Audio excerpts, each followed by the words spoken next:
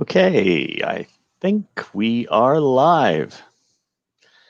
So, good morning, good afternoon, or good evening, wherever you may be from around the United States, Canada, Europe, Asia, Southern Hemisphere, Northern Hemisphere, wherever you may be, welcome. This is the Sunday Community Meditation brought to you by the Center for Mindful Living Los Angeles, and I'm Roger Nolan. And so usually I start with a little theme, and then we go into about a 20 to 25-minute mindfulness practice, usually based on that theme. And then afterwards, I stick around. If you need to leave at any time, feel free, but I'm going to stick around and we'll do some inquiry. I'll take questions or comments, things that you noticed during the practice, and maybe deepen you a little bit into your own mindfulness practice. If you're new to mindfulness practice, all I can say right now is don't try to reach any particular states or feelings. That's not what these practices are designed for. They're really just about knowing what is happening while it is happening. And these practices teach us that anytime we wish, we can come back to the present moment and the reality of the present moment and become mindful during our day. These practices are just that. They're practices. This isn't about becoming good at meditation. This is really about taking this into our daily life. And good morning from South Africa, from Venice, California. Maybe we have somebody here from Venice, Italy, who knows? Chicago, Toronto. Welcome, Jeanette and Rivka from Jerusalem. Thank you for being here, everyone. So glad to have you. So what I'd like to just briefly touch upon is the unknown. The unknown. And the truth is, if you've ever really thought about this, everything you know right now was once unknown to you. At one time, you did not know everything you know. And we live our way into knowledge day by day. But it can also seem really scary, the unknown, taking a step, moving forward. We have a lot of unknowns, perhaps an uncertainty right now in this country based on the election cycle and other things. So here are a couple of readings that I would like to present to you. The first one is it's from a book that I just found out about this morning called Shift Happens. And I think it's by William Holden. Sandy, would you put that in there? I'm thinking of the actor William Holden. Is it William Holden who wrote that? Okay. So he starts out right at the introduction. Two caterpillars were crawling along a tree branch one day when a butterfly flew overhead. One caterpillar said to the other, "You'll never get me up in one of those things." It kind of reminds me of that quote that's attributed to Anais Nin, although it actually was never said by her, that one day the pain of being closed tight in the bud became greater than the fear it took to open. Sometimes we kind of need to be pushed. Robert Holden. Thank you, Sandy. Appreciate it. That was the book Shift Happens. Here's one from a really neat book that I have and have used for a long time called The 7 Spiritual Laws of Success by Deepak Chopra. The search for security is an illusion. In ancient wisdom traditions, the solution to this whole dilemma lies in the wisdom of insecurity or the wisdom of uncertainty. This means that the search for security and certainty is actually an attachment to the known. And what's the known? The known is our past. The known is nothing other than the prison of past conditioning. There's no evolution in that, absolutely none at all. And where there is no evolution, there is stagnation, entropy, and decay. Uncertainty, on the other hand, is the fertile ground of pure creativity and freedom. Uncertainty means stepping into the unknown in every moment of our existence. The unknown is the field of all possibilities, ever fresh, ever new, always open to the creation of new manifestations. Without uncertainty and the unknown, life is just the stale repetition of outworn memories. You become the victim of the past, and your tormentor today is yourself, left over from yesterday. And finally, I received a card from one of my students from the weekday meditation that I offer, and it's really sweet. It's faith is knowing that if you must step off a cliff, either you will. No, I have to read this down here. If it is knowing that if you step off a cliff, either a step will appear or you will be taught how to fly. And I have found this so often in my life where I have been really, really afraid to move forward. And then I went ahead and committed for whatever reason. Maybe I was forced to. And then the way opened. People appeared in my life that I had never met before. Doorways opened where I never knew there were doors. When we commit to that uncertainty, to don't know mind, I don't know what's going to happen next. Paradoxically, it actually relaxes us. So in our meditation practice this morning, you're invited to notice all the experiences that come, the thoughts that arise, the letting go of those thoughts. And there may be strong beliefs that come along with some of those thoughts. And they may say, believe me, I'm true. And yet those thoughts, which are simply thoughts, that's all they are, can also just be released.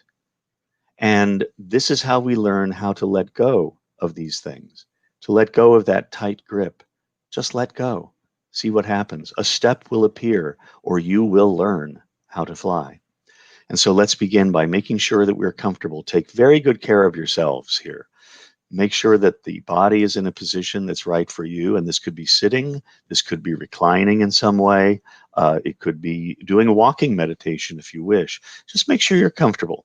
The eyes can be closed or they can be open. They can be open completely. Maybe you're gazing out a window. They can be lowered to just barely open, gazing toward a blank space, whatever it may be. Just take really good care of yourselves.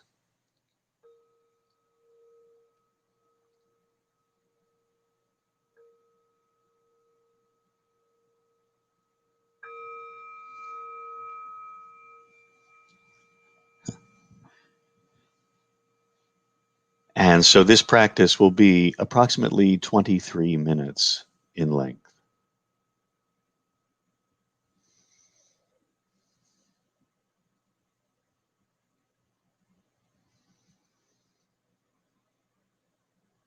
And so we come to rest in the body, allowing the body to soften, feeling perhaps the touch points where we are sitting on a chair or a sofa or lying on a bed or a bench or cushion.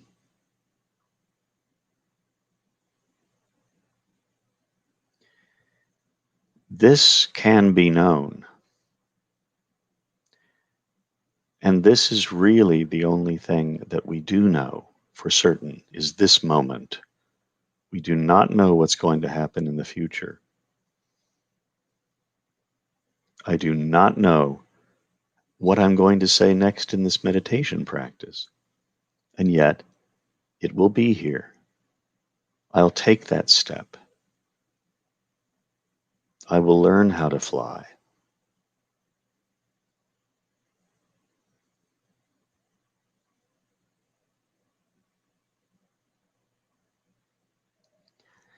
And when we arrive in the body, we arrive in the present moment. The body is always located in the present moment. And if you are looking for mindfulness, this is where you'll find it. The sensations that you're feeling right now. Perhaps you're feeling the sensations in your hands, noticing what you are touching or what is touching you.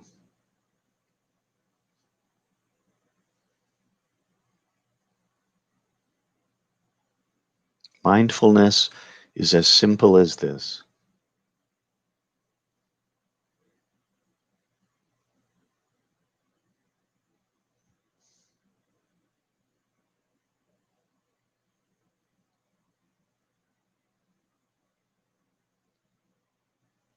The sensations of the hands connect us to the present moment. Another way to connect to the present moment is by feeling the body breathing. And this is not a breathing exercise. We're simply breathing. And we're paying attention to the experiences of breathing. Paying attention to the changing pattern of sensations, perhaps in the belly, as the abdomen expands with inhale and releases with exhale.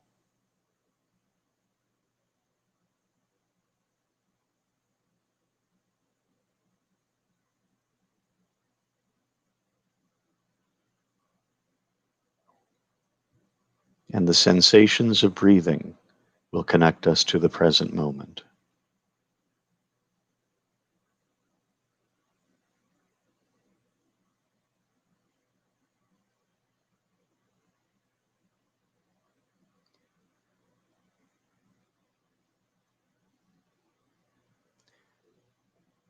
So perhaps choosing for yourself one of these connecting points, the sensations in the hands or the sensations of breathing.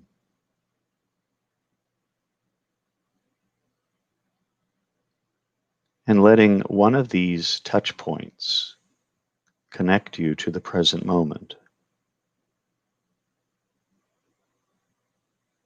And so we'll explore your connecting point together through a period of silence.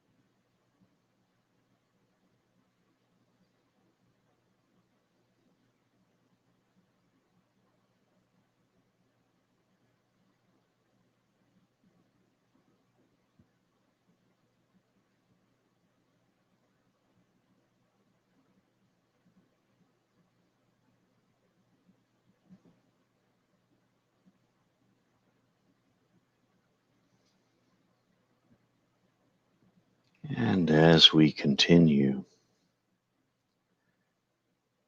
sooner or later, the attention will be drawn away into thoughts. This is not a mistake. You have not failed. This is simply what minds do, and also it is an important part of the practice. We need that wandering mind experience to teach us how to become mindful again. Because eventually, and quite naturally, you will remember why you are here. And in that moment of remembering, you have become mindful again. You have landed back in the present moment. And then you invite the attention back to that connecting point. Could be the sensations of breathing, could be the sensations of the hands, or any other connecting point that would be helpful for you. The reason why we do these practices is to learn what it feels like to be mindful, to be present, and how we can become present whenever we remember to become present. And so we'll continue again through a longer period of silence, practicing in this way, anchoring our attention through our connecting object and returning to it when we become mindful of the wandering mind.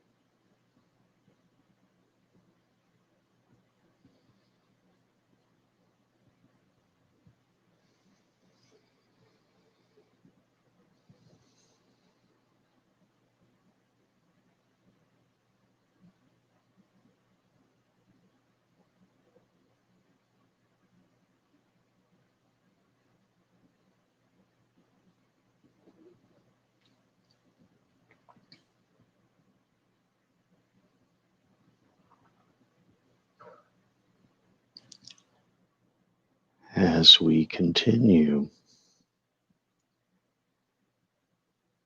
you may find it useful during this practice or any practice to note your experiences, particularly the experiences of thinking. Most of the time, we run our lives believing every thought we have, and every thought we have is not true or accurate, and all of them are simply thoughts. In our meditation practice, we can note thoughts and even particular kinds of thoughts. So as we are sitting, resting our attention in our connecting point, and the mind sneaks our attention away quietly, and suddenly we're lost in thought, when we remember to become present again, in that moment we can note, oh, I'm thinking. We might even be able to notice what we're thinking. Oh, I'm thinking about the future. I'm judging something. I'm remembering. I'm planning. As soon as you do that, the thought ceases to be believed. We see it simply as another arising experience in the moment, just like the sensations of the hands or just like each breath. Thoughts are no different. They just come and go. And we can choose to believe them or not. When we note them, they cease to be a believed experience and simply become another experience to be noticed. And so continuing, practicing together through an extended period of silence to the end of this practice.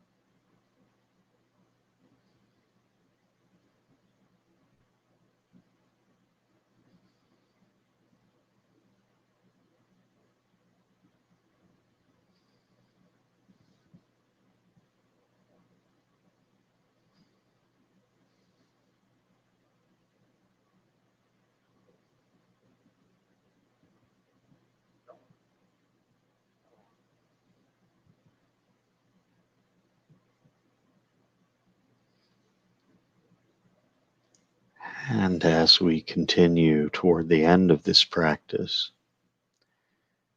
perhaps expanding the attention to notice how things feel in the body right now, noticing what being present feels like now, knowing that it is different than when we started this practice, and yet it was unknown. Now it is known. We live our way into the known in each moment.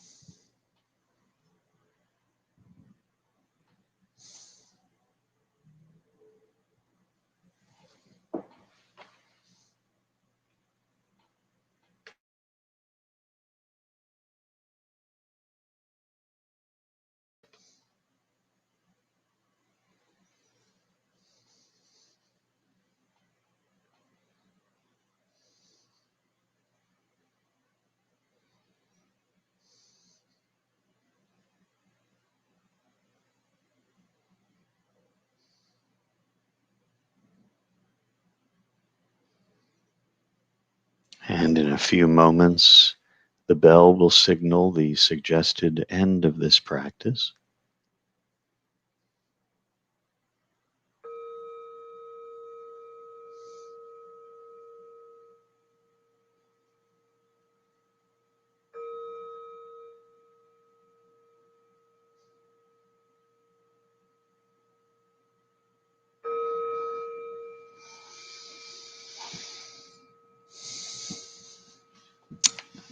And taking as much time as you need to transition, a stretch, a drink of tea, whatever it might be that you need. Um, yes, thank you, Matcha. William Holden is one of my favorites too. Bridge on the River Kwai, Stalag 17, Network, Sunset Boulevard. Yeah, that's why I got Robert and William mixed up. I wonder if there's any relation. Who knows? All right, hi. So that's the end of our practice. So for those of you who would like to go, or if you're watching this on a pre-recorded basis, go ahead. I just would like to also let you know that I lead a daily meditation practice Monday through Friday, myself and some members, teaching members of our weekday Sangha, our weekday meditation group. And that's 9 a.m. Pacific time. And if you write me at this email address right here on the screen, I will send you the Zoom link to that. I do not want to post it here because I really don't want to broadcast it on social media. However, if you write me, I'm happy to give you the link and you can join us. And it's a community practice and we have a great time. We have about as many people there as it looks like we had here on StreamYard. We got up to the low 70s. Here we get about that same amount on the weekday meditations. All right, so any questions, any thoughts, anything that happened during the practice that you noticed or that you might have confusion about, feel free to chat in if you have any questions or anything you'd like to say. We live our way into the known in each moment. Oh, thank you, Jennifer. Who said that? Well, it's true. We go from the unknown to the known. Are you familiar with the hero or heroine's journey that was developed by Joseph Campbell in his book Hero with a Thousand Faces? And in the hero's journey, the protagonist of the story goes from is called. There's a call to action, you know, and usually the hero or the heroine says no, no, no, and they deny the call, and then they're pushed into the situation usually, and they cannot deny the call any longer, and they cross from the known world to the unknown world. It's called the threshold experience. They cross the threshold from the known world to the unknown world. We are all on that journey, moment by moment. You did not know at 9 o'clock what you would be doing exactly right now, and now we know. So don't worry that you don't know what tomorrow brings or next week or the outcome of a situation.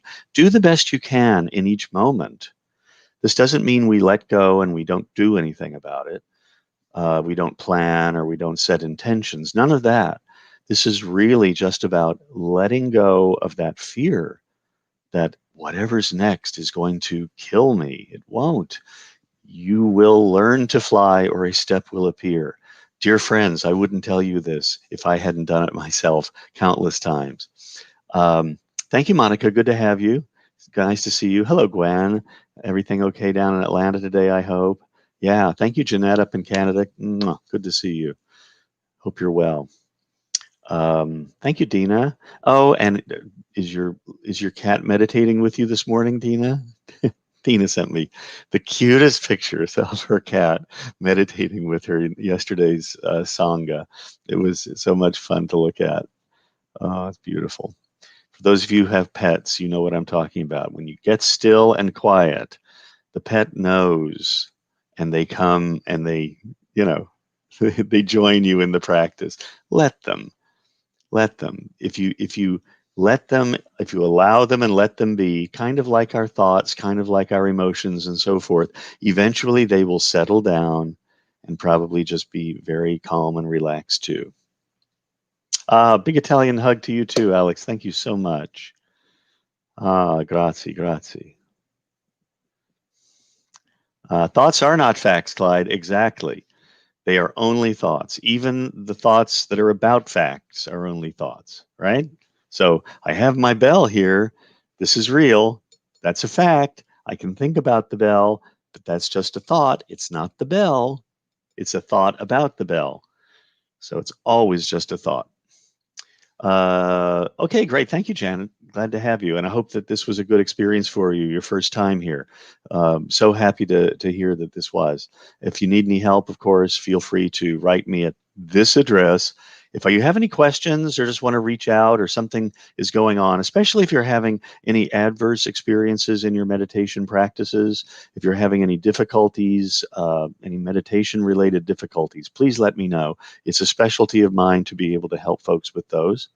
And thank you, Christina. Auf Wiedersehen.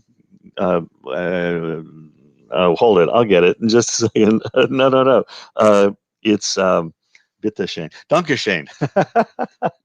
Choose. All right.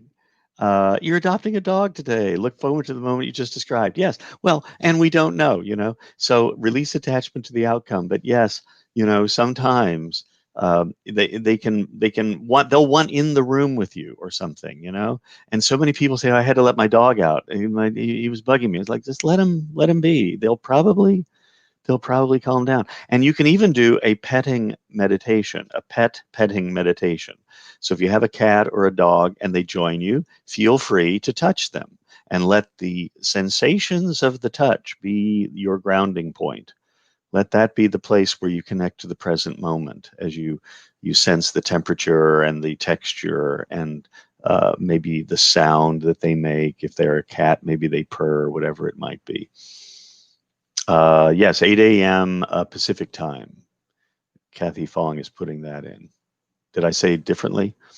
Okay. Choose. Auf Wiedersehen. All right. Thank you, Christina.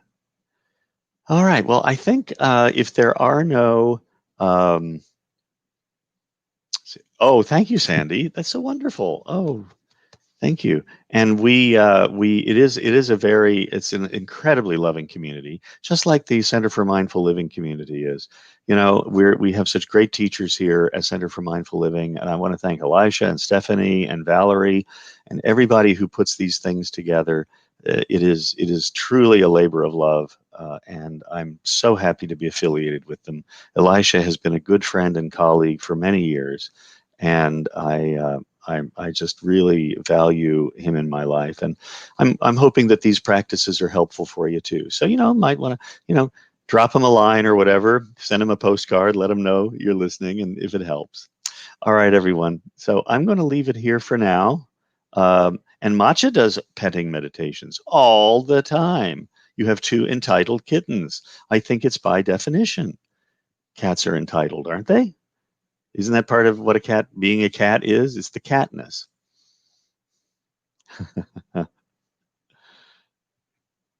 Yeah. Oh, you want to meet the new family member? Okay, yeah. Send us pictures. Yeah, we'll see what we can do. I don't know how to post. I don't know how to do pictures on StreamYard. I assume you can, but I am not that good at it. All right, everyone. So we are going to leave it here for now. So if you were here live, thank you for joining us. Really appreciate your presence. So grateful that you wanted to spend this time with me. And for those of you who are watching recorded, thank you, and feel free to reach out and let me know what you think about the recordings. So we will see you soon. I'll be back on the third Sunday of December. Oh, no, no.